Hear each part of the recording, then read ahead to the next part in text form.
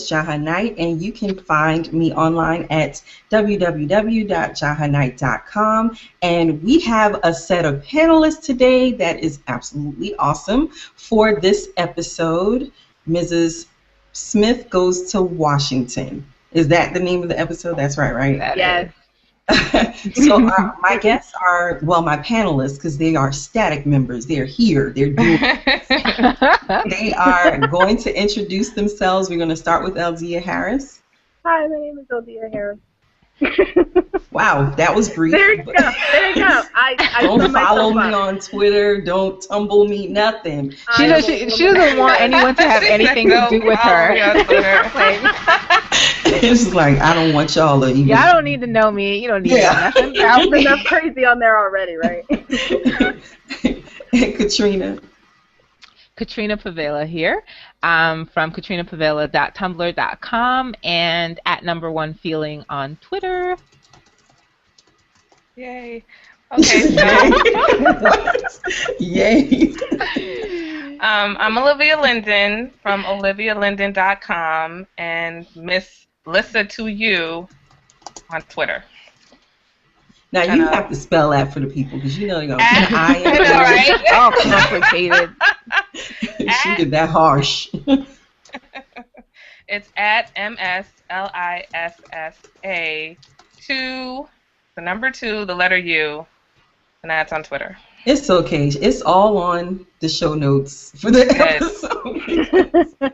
You all will get lost trying to find her on the tweet. Okay. Yeah. All you have to do is go don't follow me. Especially when you have 15 different names. Right. Olivia, your website, does it have a link to Twitter? Yeah, it has everything. Once you go to the website, you'll find it. Yeah. That's all I got to do. Everything's there. So today we are going to talk about this episode, and I want to get you all's overall impression of the episode first. Don't start with me. We learned that lesson.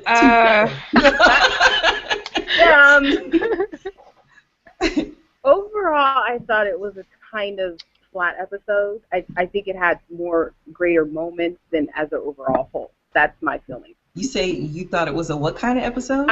I thought it felt kind of flat. I thought it had more moments versus being a complete, complete and total episode. Cohesive. Yes, cohesive. I thought it just had moments in it. What do you think, Katrina? I enjoyed this episode as a whole. Well, I don't know if I would say as a whole, but just differently than the previous one. I'm still waiting to feel that kind of rush that I felt with the first episode of the season. Like, I felt that. We were in there, and there were lots of great moments, and it held together for me as a cohesive episode. I thought this episode held up well, but I do agree with Elde'a that there were moments in there where I thought that, like, the dialogue is great, but there's something just kind of off here, and the energy or something was just not there. And there were some scenes that were just stand out. They were fantastic. But yeah, it was it had like peaks and valleys in the episode. What do you think, Olivia? I mean, I love every Scandal episode, but it was a little frustrating. Right. I was very frustrated. There were parts of it that were on the screen, and I was just like, hurry up. Let's get to the good part. Was Jake in those scenes? No, Jake wasn't. Actually, you know what? I'm lying. The end. The scene at the end with Jake, I was just like...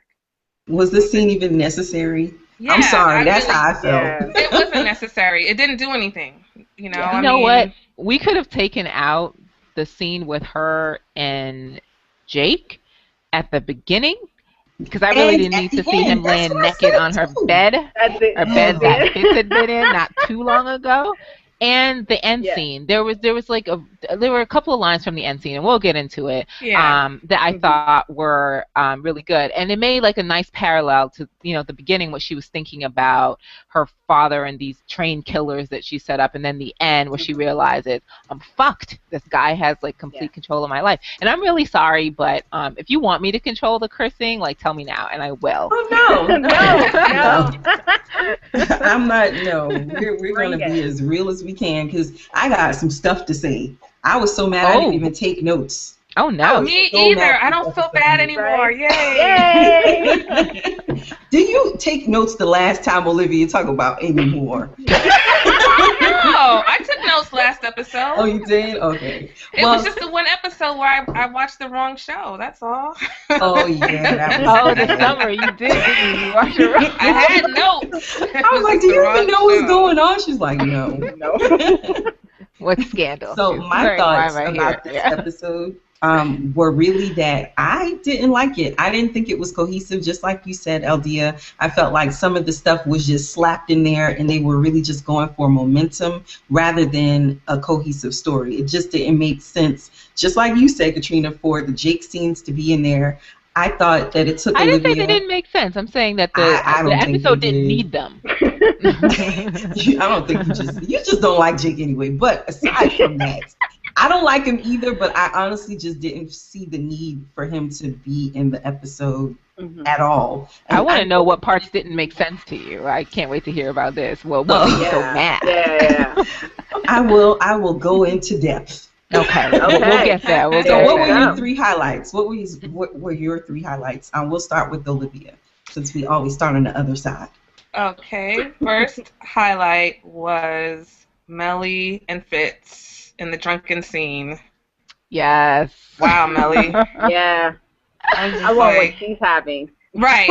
You know, her hair looked drunk. It was awesome. She was great. It's like she had a little Scarlett O'Hara moment. I love to hate her. You know what I'm saying? I want to not like her so bad, but her acting and her scenes sometimes are just so hot that I just have to give her respect. Yeah. Like, you know. I like Melly. I feel you. I like her too. I didn't want to, because I feel like if I love Olivia, I can't like Melly, but I do like Melly. That's hogwash. Of course. You're conflicted between Olivia and Melly. But no, I don't know. I like that, and there weren't too many things that just stood out for me in that episode. I think when that scene happened, I was like jumping on my bed. I was like, yeah, you know, finally something's happening.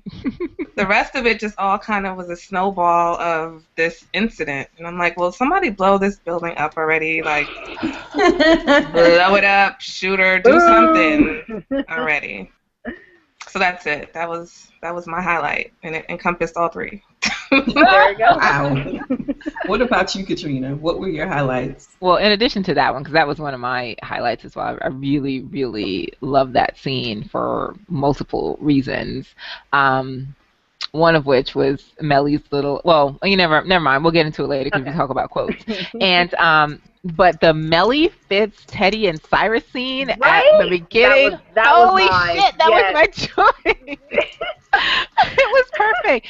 Teddy was. Oh my God. Teddy he was the grown up in the room, and he really stood out. It was because it's a girl, 2 girls, but I loved that scene. And my other one was for a third one, it's a cross between the phone conversation with Fitz and Olivia about the real identity of the CIA operative that was killed, and I'll tell you why. It's because of the kind of emotions on Olivia's face that kind of changes, and she realizes that first she feels like, I can't believe you're putting me in this situation. My gut was right. This kid didn't, he wasn't a terrorist. But then she realizes that she's got to suck it up for the greater good and lie to this woman.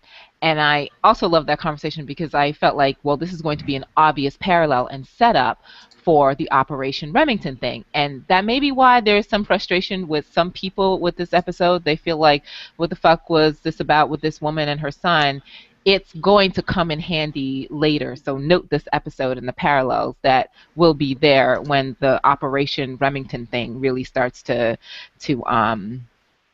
flower, if you will. Do you talk to the writers? Are you? I was just sitting here like, wow. It makes so much sense. Like, no, you know what it is? I study the patterns of this show. And so I know how they operate. You really have to pay attention to the B story or the case of the week, because there will be, once you reach the end, you can see how all of the cases in some way related to this kind of like big reveal at the end. Like with season 2B, there was a very consistent paternity theme that led up to the reveal of Rowan as Olivia's dad.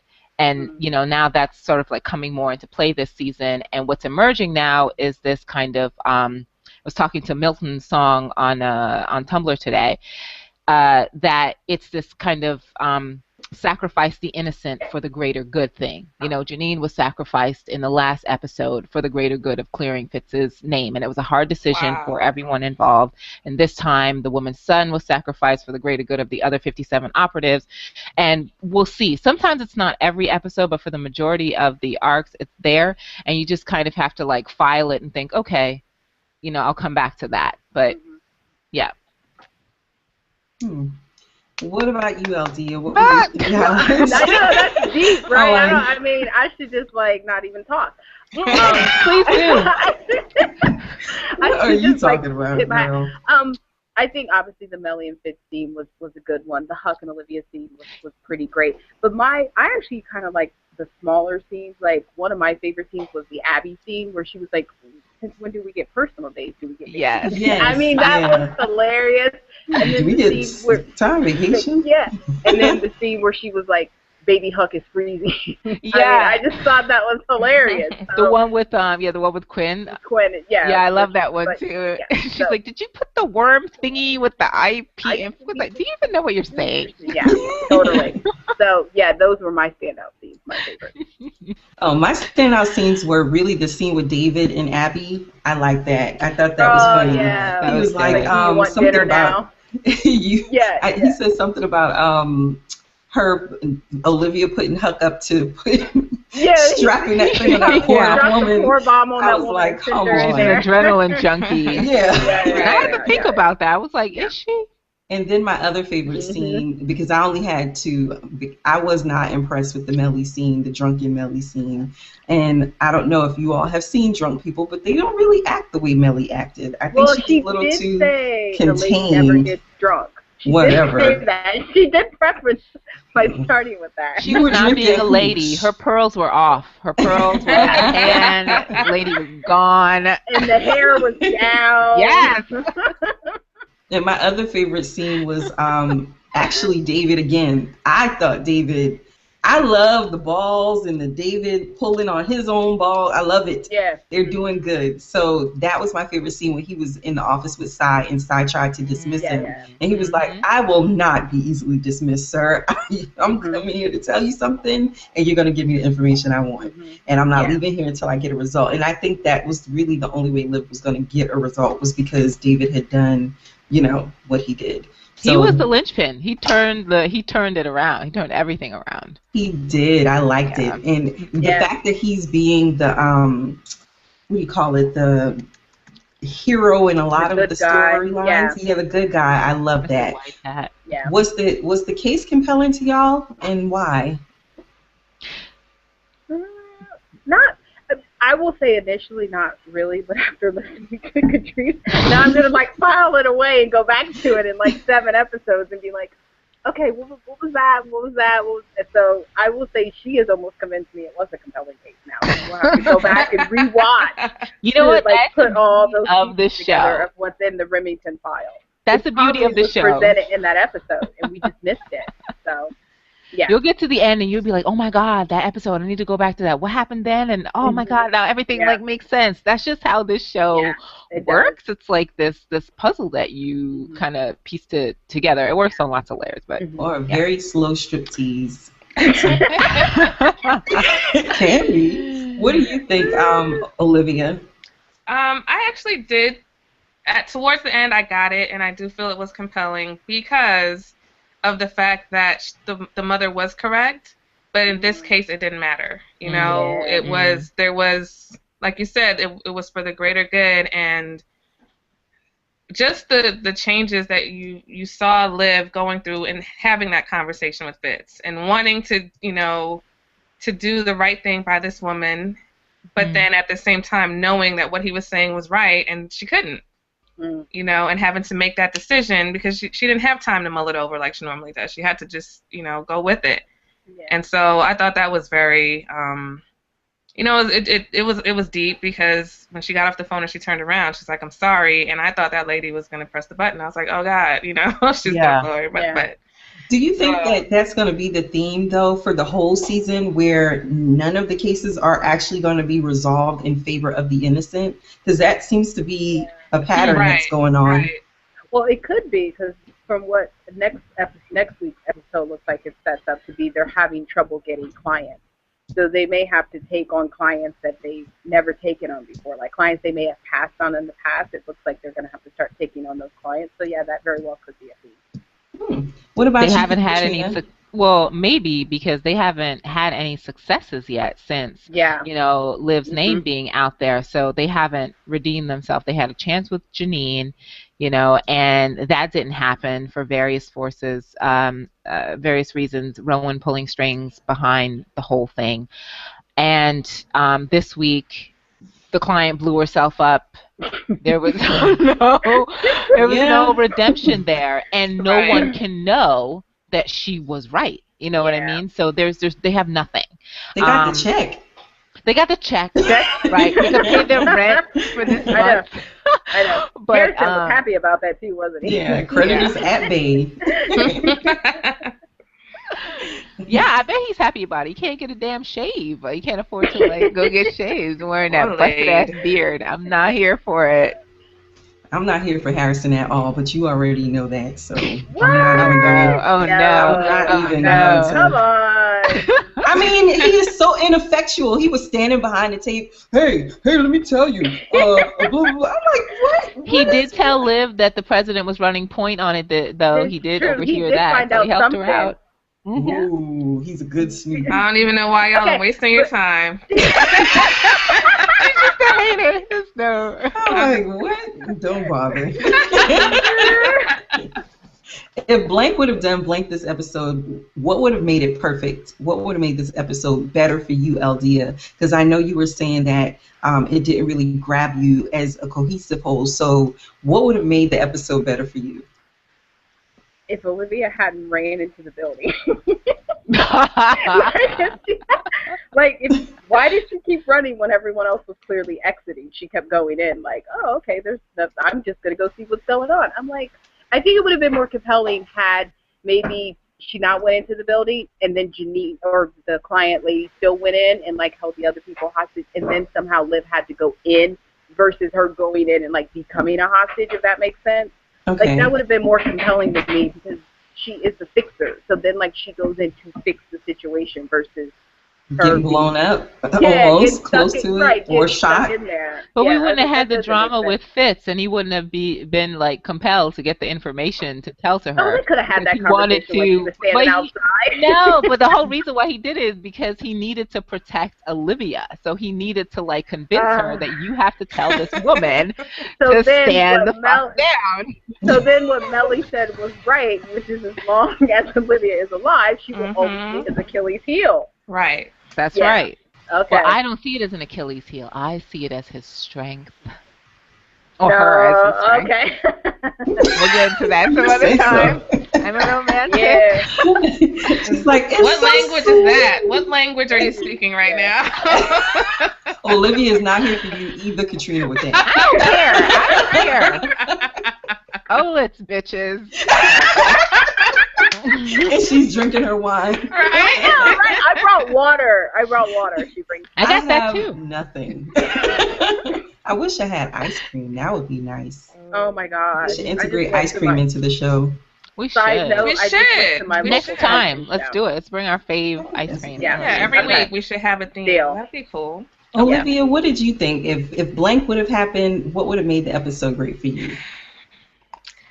If her and Jake would have actually had a real connection, that would have made it better, because I understood the premise of the scenes, but their interaction just really was like flat soda. I know, especially him walking up and kissing her. What was that? I didn't get the Hey, honey, good to see you. No chemistry. I know. You almost blew up today. Let me tell you, I was It was like they were so together. offended. Well, the thing was like, on one level, I was like, okay, you go up and kiss her on the cheek. You kissed her on the cheek, no huge deal. But on the other hand, I'm like, there is a familiarity there that I think is incredibly unwarranted. And it's like, why do you feel comfortable being all up in her place? Hey, I got us cheeseburgers. I got wine for you. You're coming home. It's like, bitch, you are not her boyfriend. He didn't know he could leave. He said he didn't know he could leave. He was delivered to her house. I mean, Right. Please. I don't trust him. But I he don't was trust butt the bitch naked in her bed. apartment I mean, B. That's No. true. Right. Yeah. Why do you think he was butt naked in her bed? Somebody answer that I question. know. I did wonder if they slept together. I Well, did wonder that when I saw her that is sitting on the actually floor. my if blank would have done blank. This episode would have been perfect. So if Jake would have slept on the couch, this episode would have been perfect. I was highly offended by seeing his bruised and battered, diapered body laying in the bed. That's my point. Okay? On a rational level, this is why. Do you think they slept together? Oh, Because fuck no. It showed up with him in the bed, didn't and sleep then he together? kisses her. He kisses her when she Katrina. walks in the door. No. So I'm thinking something No. happened. Dude, Yes. no! Stop it! No! No fighting! No fighting! Oh my God. Saint She's Olivia, having a breakdown. Mary, Flex and your pearls. Joseph. No, they did not. Let me tell you why, okay? Okay, Olivia was actually wearing the exact same clothes that she had on when he came to her apartment, like, that night. I think that he was in no condition to fuck anybody, okay? He was bruised and battered and sore. Like, come on. Olivia's not that dumb. Plus, she was sitting there on the first place. That was because she didn't know. That was because she didn't know.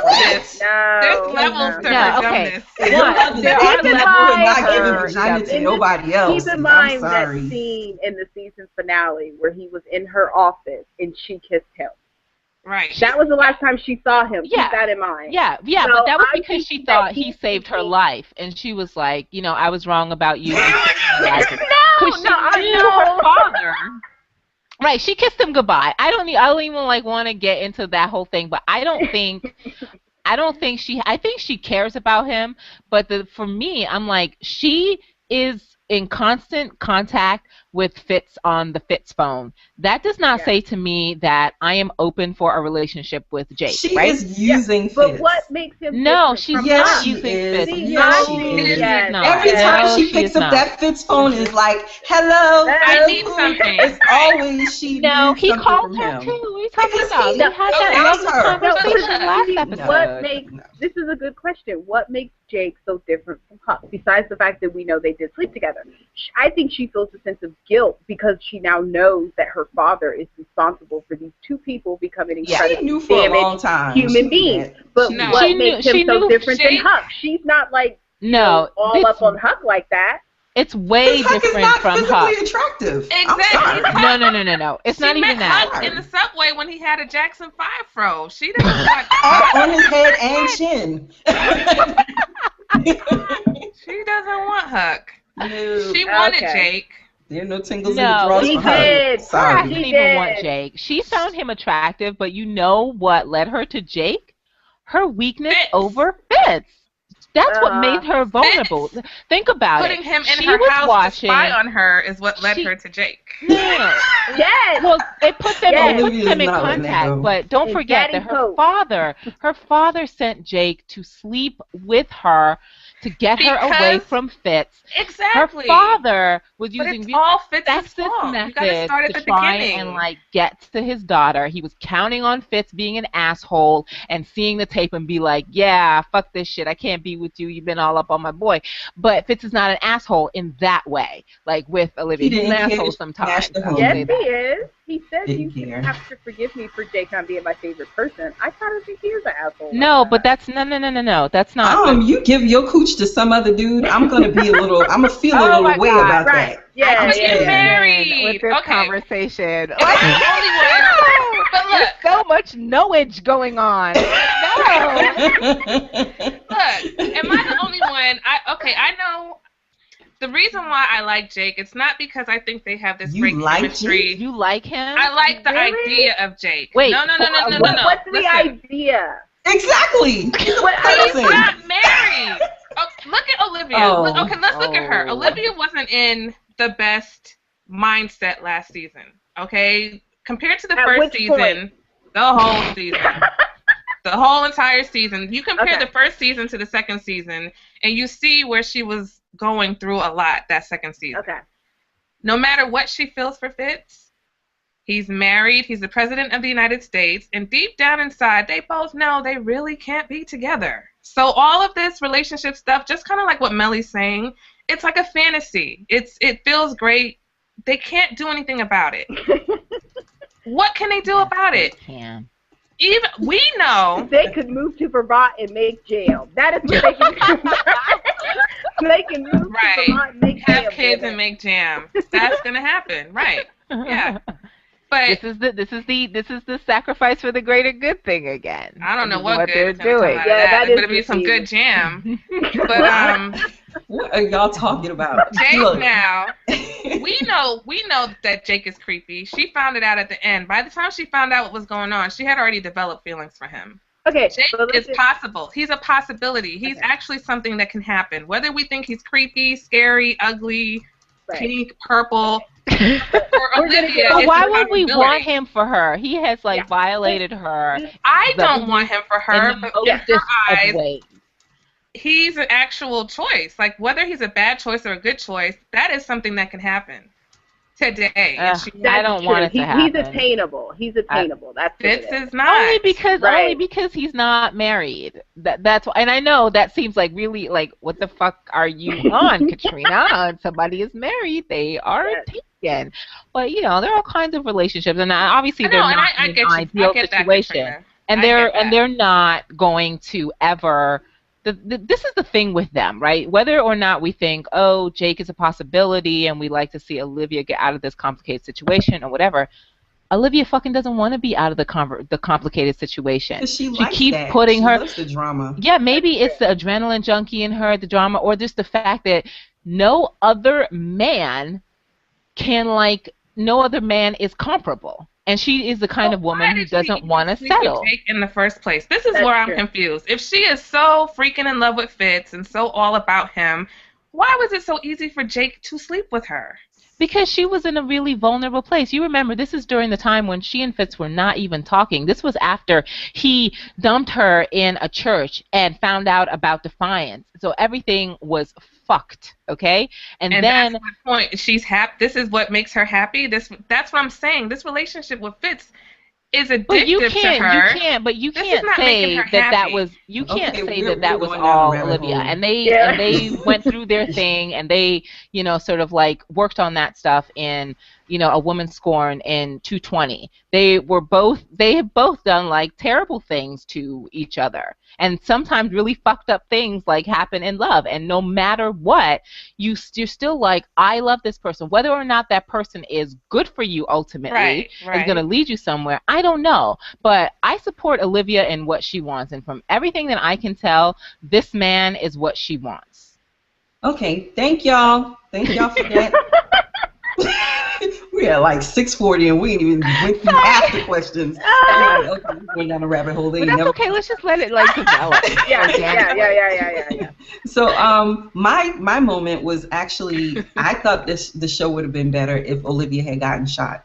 My thought. What? Ooh.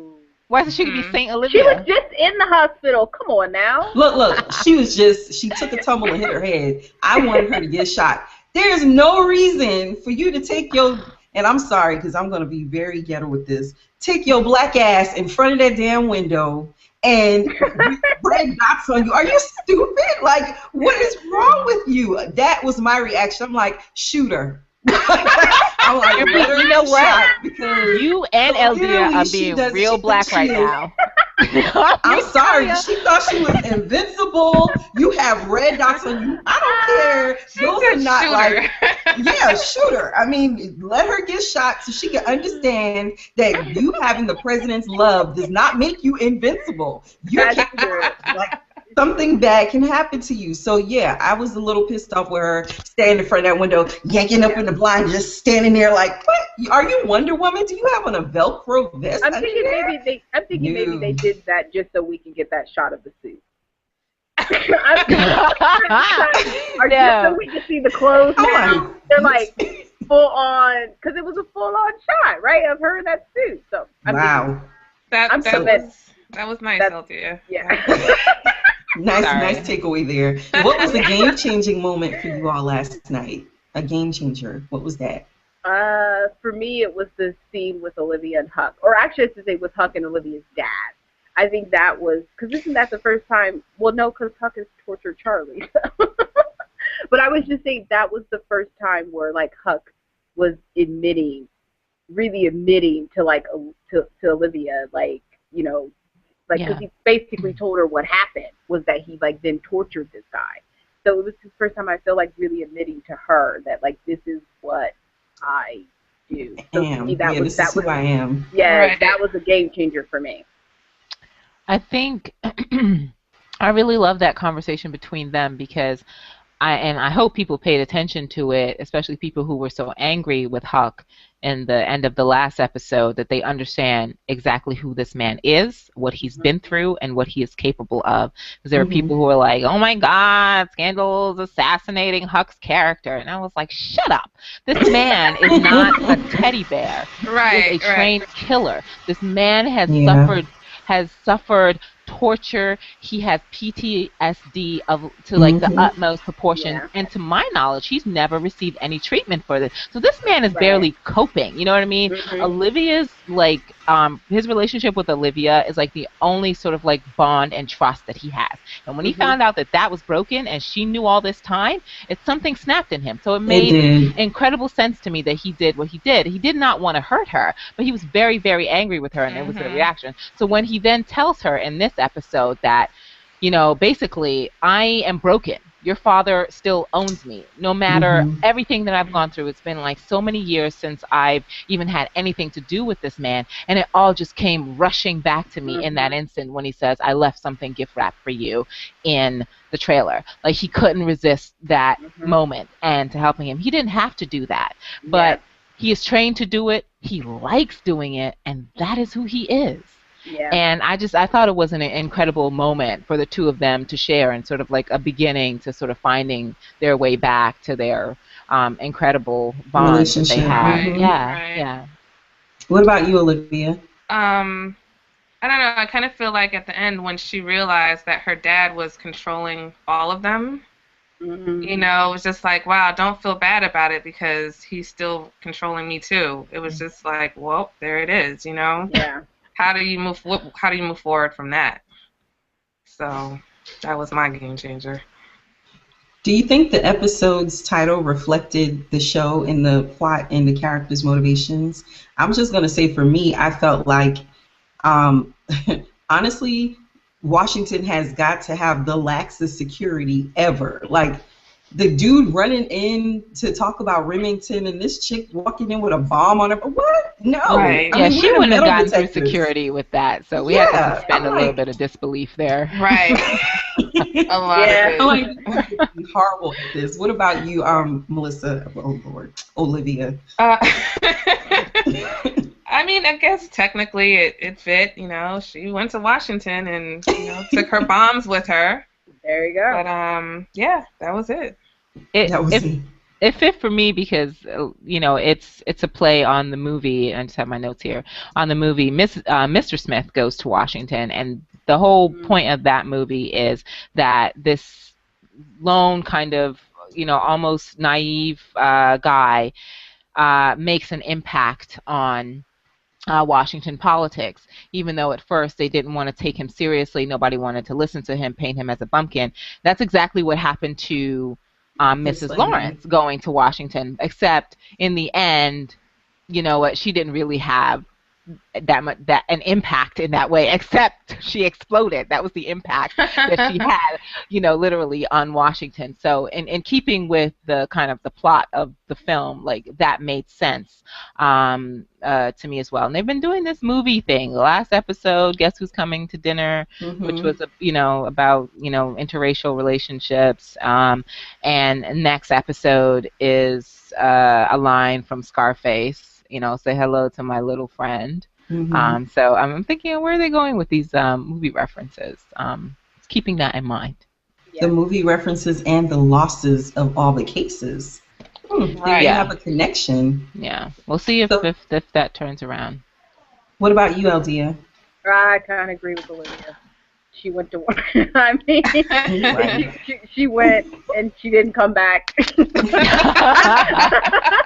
I mean, I find it hard to believe though that bomb went off and nobody but her died. Like that was right. Another suspension of belief there. Well, she was the only one in the room. Keep that in mind. And in the set of offices, they were evacuated. You know what I mean? Like there are floors underneath that one room. I mean.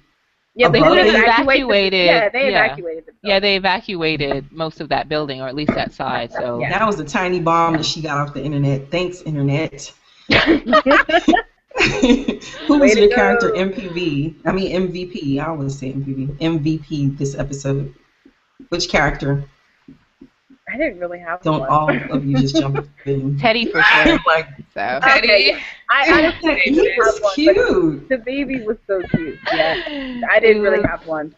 David was the MVP. Yeah. Yeah. I agree. He was mine. He was sitting He there. brought it all. That question's done. Like I know, right? You saw his balls just grow right before your very eyes. It was like, oh, there it is. Oh my God. And she's like, balls? You can curse us out on the podcast, but we can't say balls and vagina. What is going on with you? No, I don't mean that. I don't mean, oh no, you can say balls, say vagina, say pussy, say whatever for all I care. I don't care about words. It's just like, it's just the gender politics like in me. I'm like, I'm so tired of hearing about men's balls. Sorry. No, it's fine. Who's your least favorite character? About women's ovaries, and them deriving strength from that, then I'll be okay with the balls. Ovaries, okay. Who is your least favorite character this episode and why? You don't even need to ask. No, oh well, yeah, not for you, or me, because that was mine too. I'm like, you know what? I will have to go with Jake. I will have to go from State Farm. Yeah. Joke. Have y'all seen that? He didn't even do the double check. He was just there. I think we all can agree it was Jake. But can we ask a question in accordance with that? Is it really Scott Foley that we have a problem with, or is it Jake in the way that they have written his character that we have a problem with? Like if they had brought on another, another character, love interest, somebody said that to me. And they wrote it better, would we have a problem with it? Is it Scott Foley or is it the character we have a problem with? I think it's both for me. Okay. I think it has to be, because if it was Idris Elba in that character, I'd have been like, Idris is naked in the bed. What? It would have been all for me. Well, I'm wondering if they're like purposely writing him as like a little corny. Yeah, and I'm just like, because I'm like, dude, is usually much better. Well, that's what people say. Like, I don't generally care for him as an actor, just like I don't generally care for Claire Danes as an actress. Well, like, I won't watch things like, with her in it. That's why I don't give a fuck about Homeland. Yeah, like, it's true. and because on Felicity, he and Carrie, what's her name, Carrie Russell were billed as the stars. But if you follow that series, in the end, it was Felicity, and he didn't play Ben, did he? Did he play Ben? I think there was somebody else. Yeah, it was Felicity and Ben who became like the quote unquote couple of the show, but it was Scott Foley was always billed as like the lead guy, but he never quite lived up to that. So I get your point about what you're saying. Yeah, he does. Like, he just doesn't like live up to that for me. Mm-hmm. He's okay looking. I don't have any problems with him in that regard. And even sort of like physical chemistry for me is okay. Mm-hmm. It's the way he plays Jake, and also the lines that they write for him, I'm like, are you writing him as intentionally corny? Because that bullshit about your face saved me, you saved me. I wanted to punch horrible. him in his face. Horrible. That was not a good line. That was a very corny line. Oh my God! Y'all are ripping that poor man. And I'm glad Olivia was like, no. Well, because she probably was thinking what I was thinking, which is, well, what if you never got out of the hole? Like, that's creepy to know that for like 30 years you would have been like in the hole. And he was already watching her, and that was creepy enough. And then or he was lying. I don't know. I just don't believe him. I don't like him. Yeah. Okay, so we agree it's both. Yeah. Both is good. What are the best 2 quotes from this episode for y'all? Oh, let me see. My first one, I didn't really have 2, but my first one would be, no, I did have 2. My first one would be Fitz and Millie when they both said "shut up" to each other. I know that's technically not a quote, but the way he delivered it, and then the way she delivered it back to him, I was like, oh, that's amazing. And then the second one would be. Did you really think it was amazing?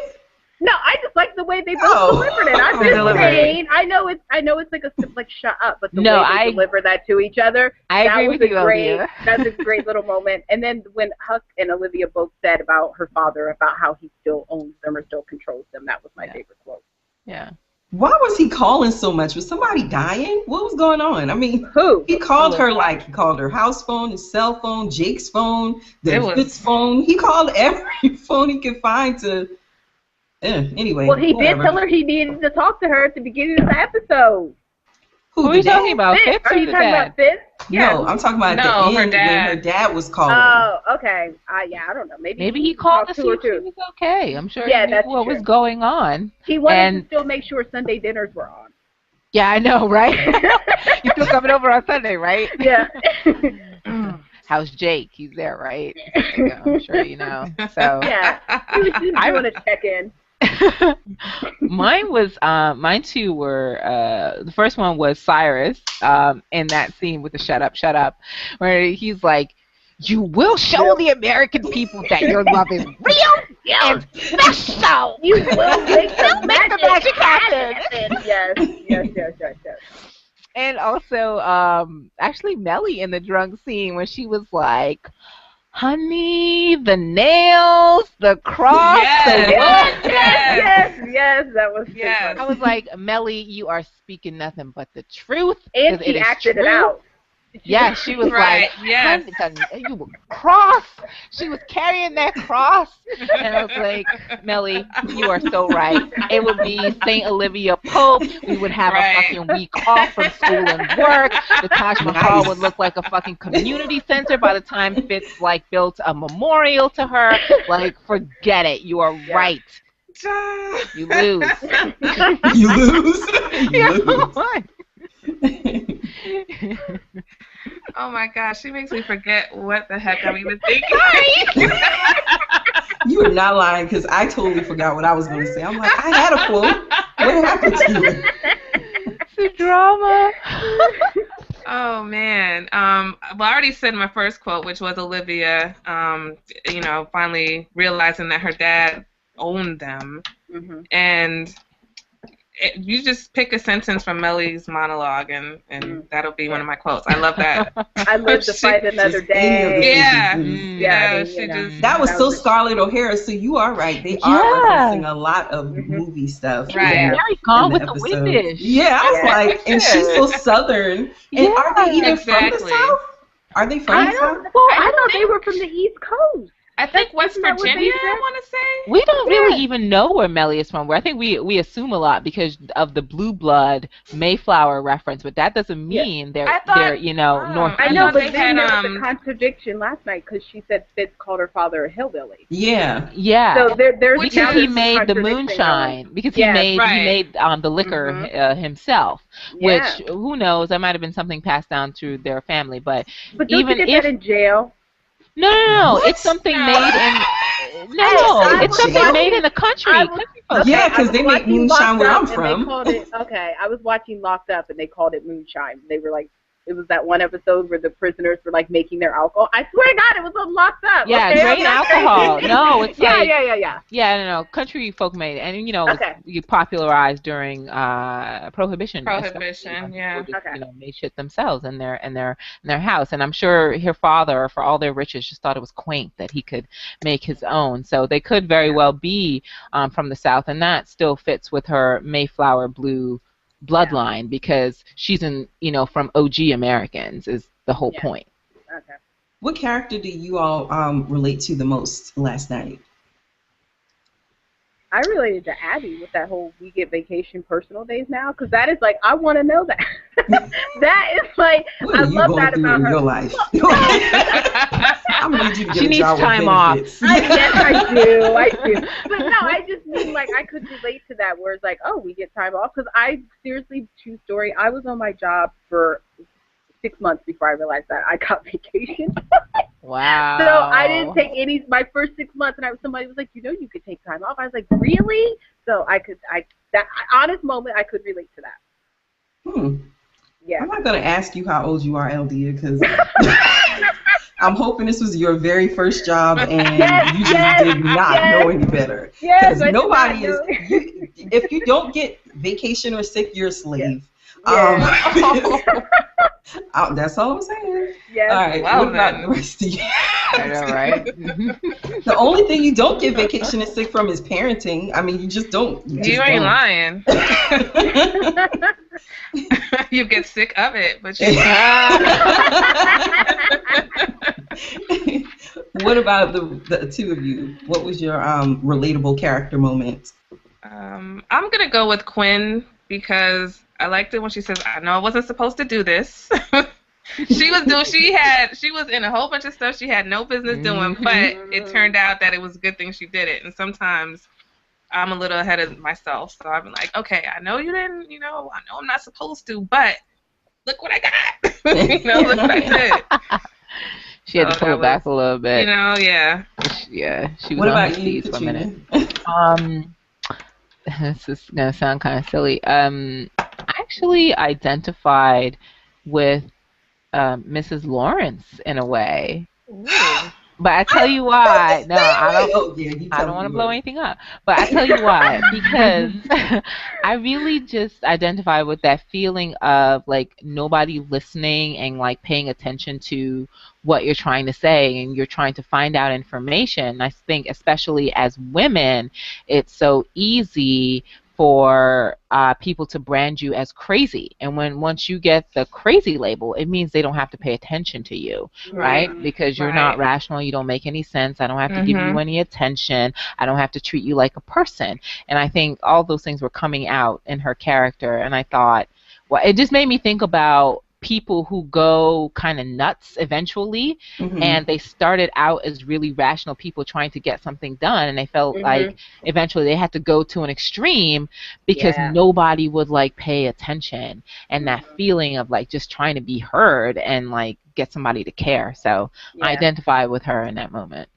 Well, I identify with her for a totally different reason, and it was really because of the blowing up thing. I don't want to blow up the people at my job. I don't.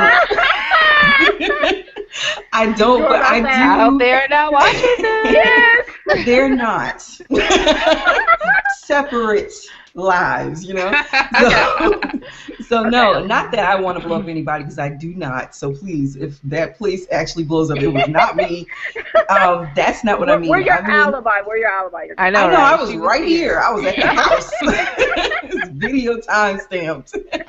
No, but I just feel like in my life right now, I just want to blow something up, set it on fire, just get things out of the way so I can keep going the way I want to go. So I felt her frustration. Like that's what I identified most with. It wasn't the, set people on. I'm trying to kill anybody. Time for that. I need to be free. I think I'm reasonably cute, and I don't want to go to jail. You are too cute for jail. You can't. I'm just saying. I like my butt closed. I don't need nobody. I'm just the jail. Which thoughts. jail are you going to?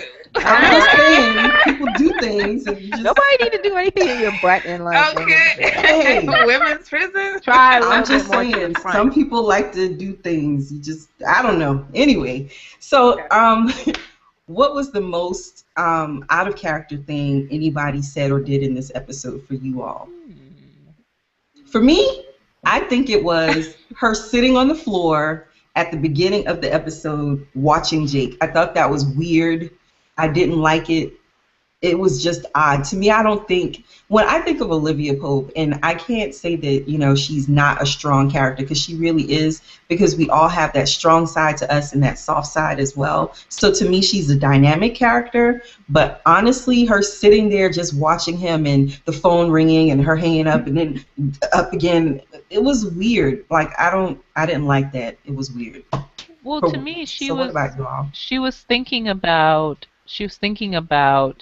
you know, what happened with Huck, and she was also thinking about Jake, and there was a parallel there between that scene and the last scene, and she's like, okay, I fought so hard to get this guy out of the hole because, you know, he saved my life, or she thought he saved her life, and she wanted to get back at her father. She thought it was an injustice that he was there, but now that he's there, and she's thinking back to what just happened to her the night before with Huck, and the fact that her father also affected him, and he was a trained killer. And she's like, this guy's in my bed. I fought for him to get out. I don't even know if I can trust this motherfucker. And she's sitting there like, what the fuck have I gotten myself into? Because it did have those scenes flash with Huck and, you know, things that had happened. So that's why she was kind of on the floor thinking about like what was going on and but don't you think what there she's was gotten herself into. A better way for them to convey that outside of what they did? I think that there was a way they could have done that better.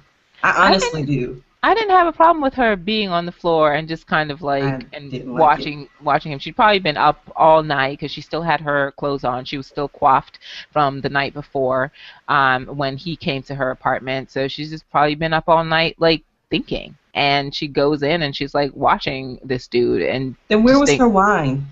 I need her to have that. It was in the morning. That's why she left it. I didn't drink the whole bottle by then. Look, yeah, exactly. You just had an assassin dropped on your doorstep, literally. I'm going to need me a couple bottles of wine. That's all I'm saying. She may have done that. She may have done that, which is how she ended up on the floor. Maybe she crawled to her bedroom. Couldn't make it up to the bed. Yeah. Right. Yeah. God, no, I don't want her making it up to the bed. God damn it. Don't ever let me see her in a bed with Jake Ballard again. Yes. What out of character moments did you all see or think? I think David going forward without the evidence or proof or whatever that he usually needs to make a move, I thought that was, you know, interesting, because normally David is just like, unless he has a concrete slab in front of his face, he's just like, no, keep me out of it, not get involved, you know. And I felt like this time he actually said, you know what, he stood his ground and continued and was like, all right, Cyrus, I can play your game with you. That's, you know, that's not really David's thing. You know, well, maybe David because Cyrus threw the job up in his face. Maybe that kind of annoyed him. Like, oh no, you won't think you're gonna like blackmail me. I dragged you from the gutter. I was like, Cyrus, come on now. I'm Mr. White Hat. He's like, save your administration, Cyrus, because Cyrus thinks he's running everything. So that's crazy. What was your favorite tweet from last night? Anybody have one? I didn't have one because I was totally not engaged with the episode, to be honest. I was on the West Coast feed, so I kind of didn't even live tweet the show. We're all bad gladiators. I was on Twitter, but I wasn't like, I think I sent out like one tweet throughout the entire hour, and that was it. So I didn't really have one. Favorite outfits? Anybody? Oh, you have a tweet? I have a tweet. Okay. Yay.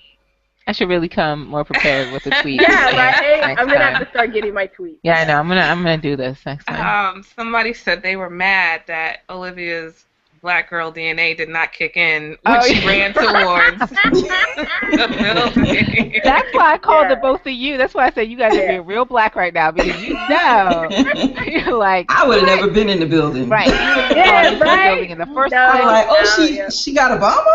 I'm gonna stay right here. No, you wouldn't have left OPA. You're like, she went where? All right. Okay. Well, when she gets Okay, back, when she gets Yeah. back, Mhm. right. Let's Yeah. talk Call about that her. check when you get back. I'm I'm Details gonna call of the her case. real quick. I'd be Yeah. She's not answering. I don't know. Yeah, I'm She's sorry. not answering. Y'all like the outfits. So what were your favorite outfits from last night? ooh, Because I didn't even pay attention to any of that. I did. I did. Melly was fabulous, I must say. Even though the lady never gets drunk, her outfit at that table was on point. And side note, can we give a shout out to hair and makeup of Scandal? They have totally brought it this season.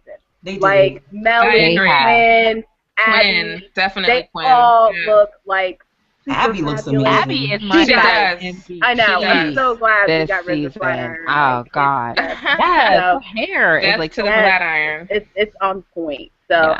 I'm really feeling Abby's wardrobe this season. Yeah. Actually, it's I like, loved her pants with the Mhm. gold chain belt. belt. It Yeah. was kind of like 90s Versace a little bit. I loved it. Mhm.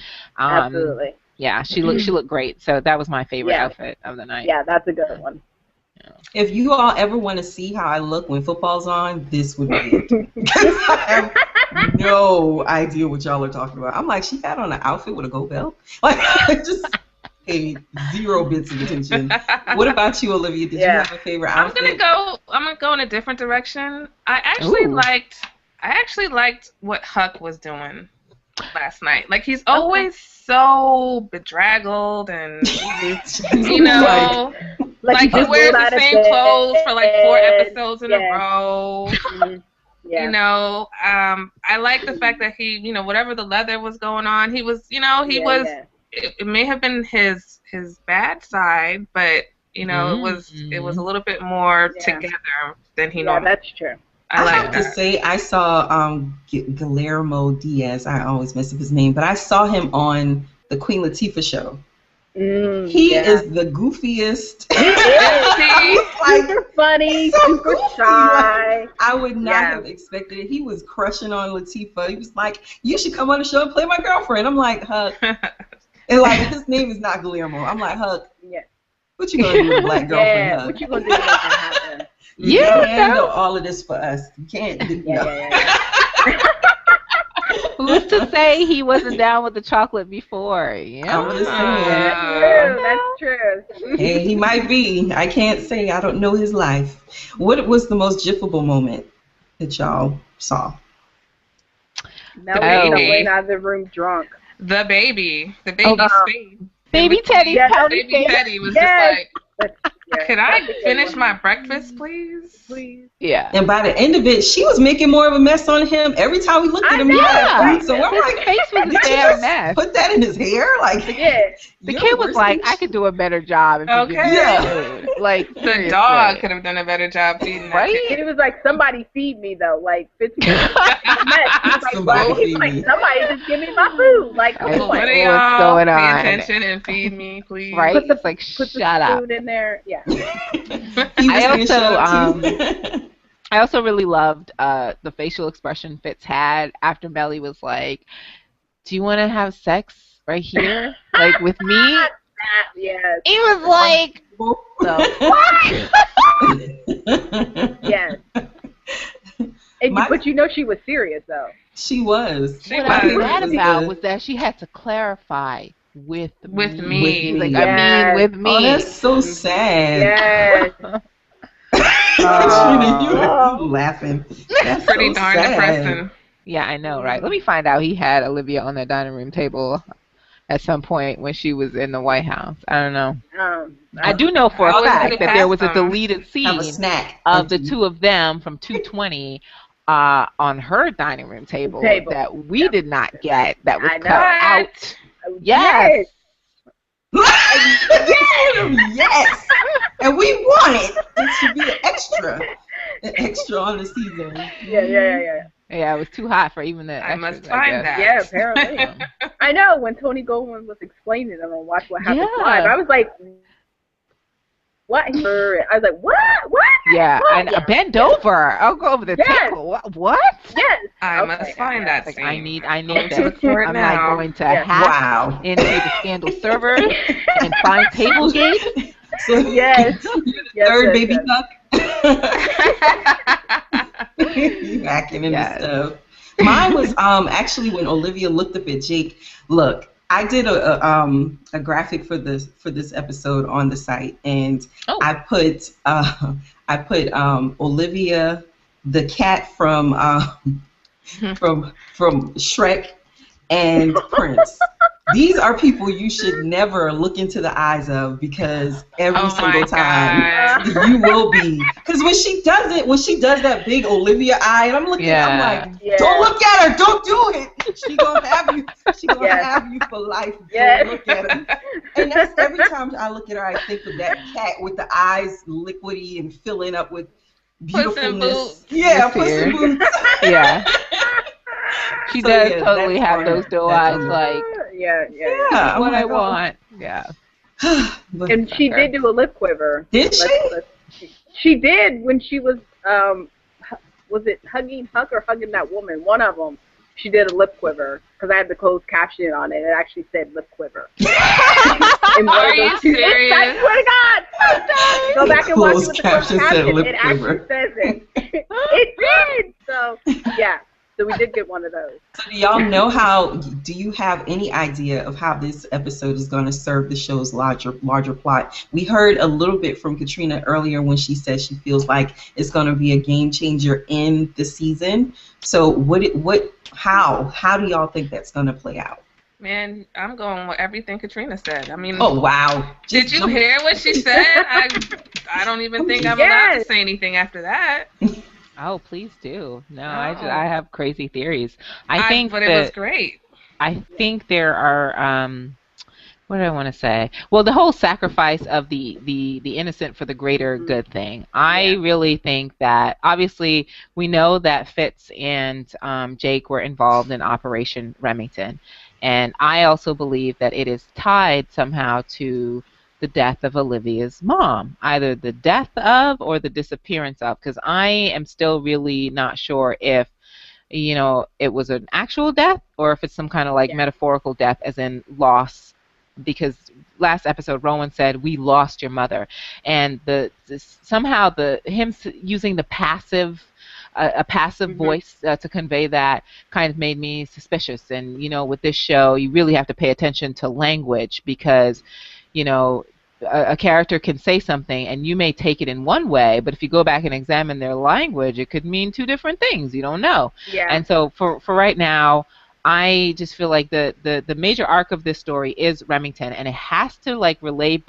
back to Olivia in some way.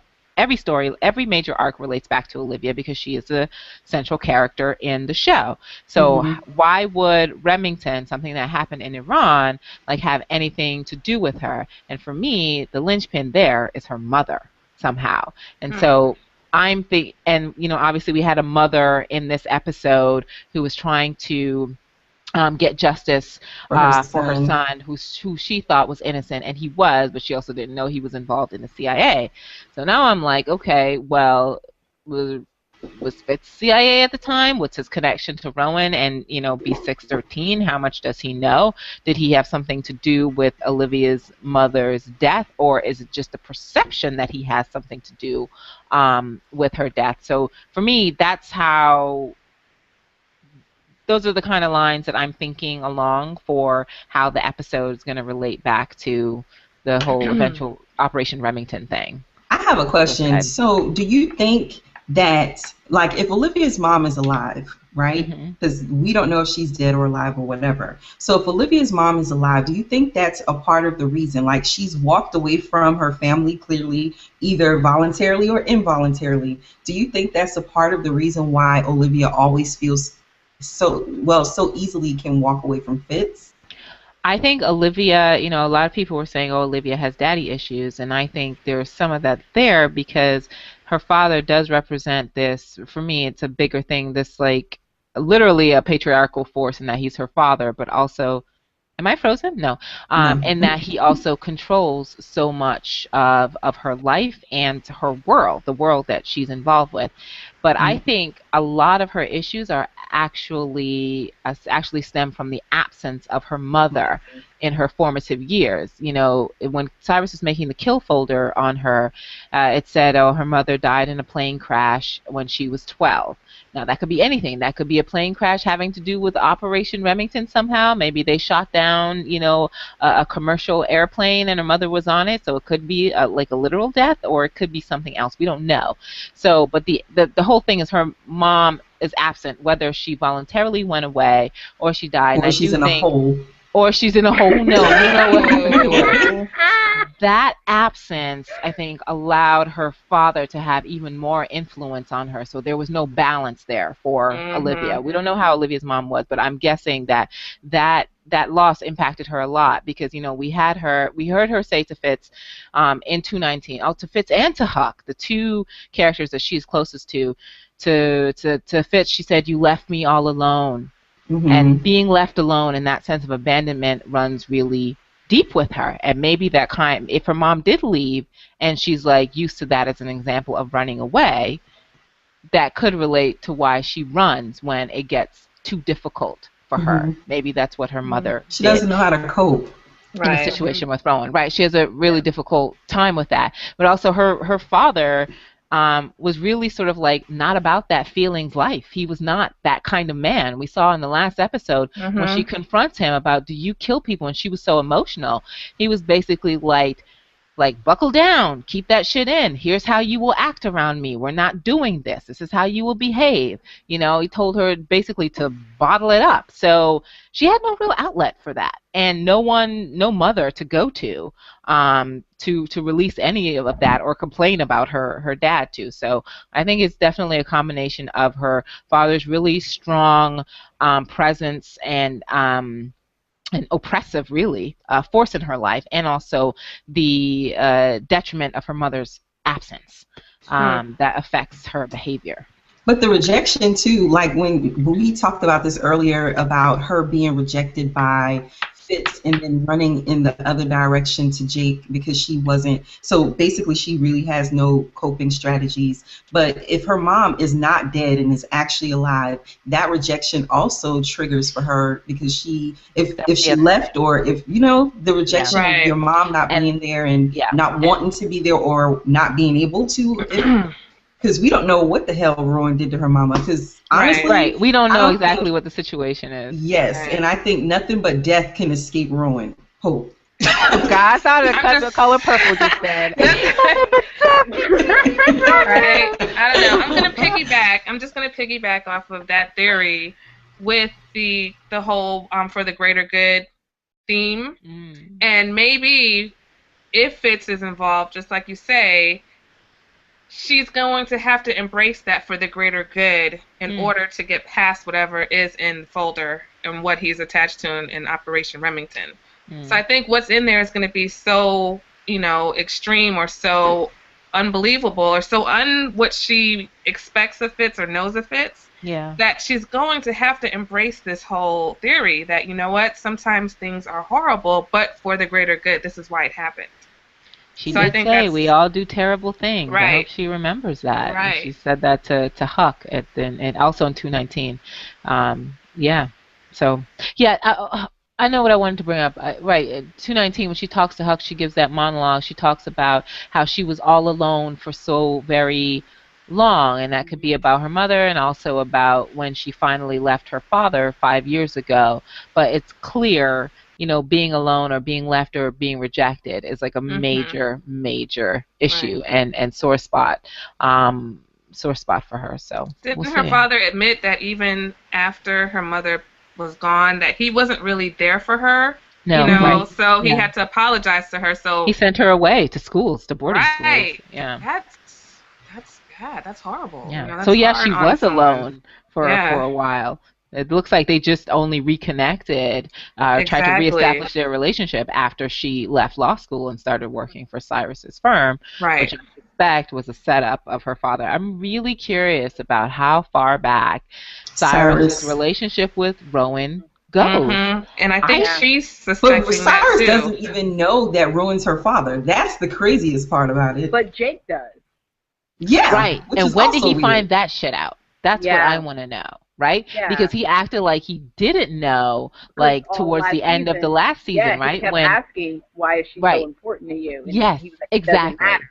Yeah, Rowan Exactly. kept At saying the it doesn't matter. exactly. Right. So was he just trying to like get information like from Rowan? And if Jake does know, Jake knows that that's her father, does Rowan know that he knows? Because I doubt Rowan would have told him. So there's still some, what's happening there. And how much does Fitz know about Rowan? And how far I think back does Fitz their knows. relationship Didn't go? even know that he didn't even know that that sector of the whatever the Ghostbusters existed. No, he does, because the last episode he mentioned to Cyrus about B613, and Olivia brought it up to him on the phone, Oh and yeah, he didn't well, act like, oh, what's that, or why do you know about that? Right. They're no, just he like, knows look, let's about just talk about B613. What that. I'm saying is he didn't know the extent of their capabilities. Like he didn't know that he couldn't control them. Right. Cyrus had to explain that to Yeah, him. like he didn't Yeah. have the details. Yeah. Which leaves out the theory that he was a part of B613 because he would know that. Right, exactly. So I don't think he was a part of B613, but because that's like a separate branch of the CIA. Yeah. But does he have like CIA connections? Who knows? Or maybe he doesn't. Maybe it's just like a military thing, because all B613 recruits seem to be from the military. Yeah. So I don't know. So there are a lot of questions there about relationships and how far they go back and who knows what and how many people are connected to Rowan. Who knows? We may find out that Rowan was behind the whole Defiance thing. That Washington, Rowan D.C. knows, like, that was always going to happen, because Rowan said in the beginning of the season that, in reference to Fitz, he is not in charge. He is never in charge. Power is in charge. Power got him elected. So I wonder who's behind Rowan. That's the thing. Who's power? Right. I'm very interested in that. Right. And you know who's suspiciously missing from this episode? Who? From all these episodes this season? Hollis. No. Ooh. Yes, I'm wondering if Hollis could be a part of the power that's behind B613, because Hollis has no scruples. So if you see the relationship between the fact that he has no scruples, B613 has no scruples, they'll kill, murder, plunder, whatever, then it's kind of like, is Hollis a part of the trifecta that's behind B613? Like, remember, he was walking all through the White House all last season, doing what he wanted to do, saying whatever, and what's his name? Cy was like, there was really no way to keep him out. So is that why? Is he behind that? I don't know if he's behind B613, but I think him kind of swanning around the White House is obviously in part feeling that he's entitled after what he did with Defiance, but it would make sense that he knows Rowan, and that's how they're connected through the Defiance thing, because like I said, if power got him elected, right? And we know that through Defiance, that means no, but it also came through Hollis. Yeah, what's what I'm saying. Defiance is connected to Hollis, to Verna, to Cyrus. We already know Cyrus knows Rowan. Verna might have known him too. So is Hollis. The only person who wouldn't be connected to Rowan directly would be Mellie. Rowan has no respect for the office of the First Lady. He wouldn't have co-opted maybe her father himself. Maybe, but Mellie only didn't know what was going on, and only because she approached the table on the plane when they were talking about things, and she was like, "Ooh, what's going on?" And Cyrus was like, "Oh, pull up a chair." And she got invited to the big kids table, but originally she wasn't supposed to. So this now may she's back at the little kids table, frustrated, eating off small chairs and drinking moonshine at the little kids table. All I'm saying is that this may be big, you know what I mean, and involve lots of people. So elements and layers. Yeah, some shit is gonna go down. So I wonder when what's his name, the senator that they stole the election from, or whatever he was, governor. Yeah, I wonder when he's coming back. I can't wait. He is back this season. I think they announced he will be back this season. So October surprise. We didn't talk about that. Well, I wonder at what point, because it's still early it's spring 2012 in Scandalland, right? So I figured they're gonna like really get into the campaign stuff later this season, and then probably next season as well. So maybe Reston will come in like later on. But Because you're right, the October surprise. And we only got Remington like might 2 come more back. weeks. 2 or 3 weeks, right? 2 or 3? Something like that. Oh, I can't wait. That drives me crazy. Now, see, this part is making me excited. This episode, not so much. But do y'all have any final thoughts to give to the audience? Clearly not. Big old silence. Okay, my final thoughts are this. I for some reason I feel like with Katrina about the whole sacrifice the innocent, I feel like we're gonna lose a member of OPA by the end of the season. I feel like it's gonna be Harrison or Quinn. I might be Huck or Abby. Or might I mean, if she wanted to go shocking, she could go Huck. But I not kill off, but just go and do something else. Yeah. Especially with Huck now, investigating Liv's dad, and then Quinn now onto the fact that Huck is investigating, Liv's dad. Or I feel Huck embracing his animalistic side again. Yeah, exactly. I feel like accidentally he could tie Harrison up, or I don't know. Oh no! I just like they're gonna walk in one day and Pray for Harrison. All madman on the TV. I feel like we're gonna. But one of his little ugly, colorful ties. Yeah, I'm just hating so badly on Harrison. It makes me so sad. It makes me so sad. But I also say don't forget, because we keep talking about Remington. I feel like Abby's past ties into this as well, because we know that she was married for money and she was married to someone in power. So I feel like we keep overlooking that. I feel like Abby's husband, if Chandra keeps her word and we find out more about Abby's past, I feel like her husband, or who she was married to, could sort of tie into power. It could tie into it as well. So my final thoughts are that. But I do say we need more OPA. Their scenes are not long enough this year. They stay in front of the TV. I'm like, get out the office. I mean, they stay in front of the TV. They're always watching something on TV. I'm like, well, they don't have any clients. They don't have any clients. But dang, you go to work to watch television. I know, they're like, turn on the TV. Turn on the TV. Well, that's where they mine their. That's where they mine their next clients. They gotta. Yeah, they gotta find what's going on. Yeah, who's getting in trouble now? Yeah. You gotta figure Any out. final thoughts, ladies? Olivia and Katrina. No, I think my final thought is just that I feel like Rowan needs to be, well, in my ideal world, Rowan would get deposed, because he's a problem. But that's what makes the show good. It is what makes the show good, but he needs to be deposed so that, or Olivia needs to find a way to set herself free from his control. Yeah. And that is the situation with her. So either he needs to be deposed, or she needs to find a way to work that out, because she cannot keep feeling arrested in this way. Well, in the past, she would stick Huck on people. She would just spit Huck in. Now she can't. Yeah. And she doesn't want him dead. Which was clear. She was very emotional with Huck. The world a lot smaller. Yeah, exactly. Like, did you kill my father? That was interesting. That she seemed to get it was.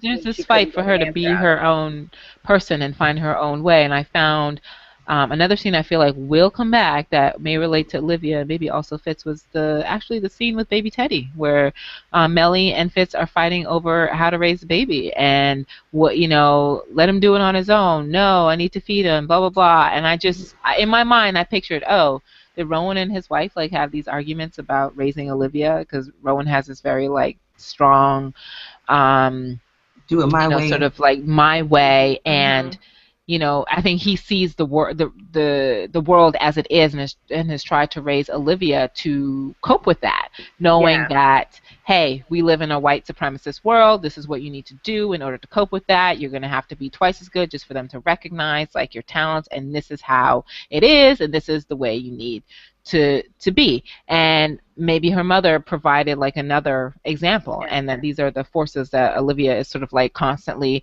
fighting with. And I think in some ways Fitz represents maybe that side, that balance that she had with her mother, because he constantly challenges her So we're the sense white of hat. reality. He always wants her to. So idealist. You know, he's such an Mhm. idealist, but he can afford, you know, to be that way. He's a white heterosexual White man. He can Right, afford to do right. that in ways that she can't. So there's these really interesting things happening with like race and gender and emotions on the show. So we'll see. Man. Yeah. I was so Olivia, man. I don't have nothing to say after this. She was already saying that before you even said anything, Katrina. She was like, I'm good, girl. Like, Olivia, did you? That's the only reason why I went ahead, because I heard Olivia say, no, I don't have anything. Right? And I was just like, let me get this one thing in. Girl, get it in. Go off Because on a every time you tangent. do, I'm like, it's like another part of my brain opens I know, up. but you know what? Like, I just opened up a whole nother can of worms because I was thinking about the whole Liv and Ronan thing, and I was like, now do you think part of his attitude comes much more so from a disappointment of her relationship with Fitz, more so than like he's disappointed that this is the man she would choose to fall in love with versus like the president. He said that. Right, he said definitely. In the tarmac. It's like you lifted your skirt and let out your cooch. It's like, that was some harsh shit.